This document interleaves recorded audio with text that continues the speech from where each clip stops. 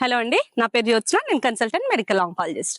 Chemotherapy అనగానే hair loss, నోట్లో ulcers, counts తగ్గిపోవడం, ఇన్ఫెక్షన్స్ రావడం, ఈ భయం అందరికీ ఉంటుంది. కానీ అసలు కీమోథెరపీ ఎందుకు ఇవన్నీ కాజ్ చేస్తుంది, ఇవాళ వీడియోలో చూద్దాం. కీమోథెరపీని మనం క్యాన్సర్ సెల్స్ ని చంపడం కోసం ఉపయోగిస్తాం.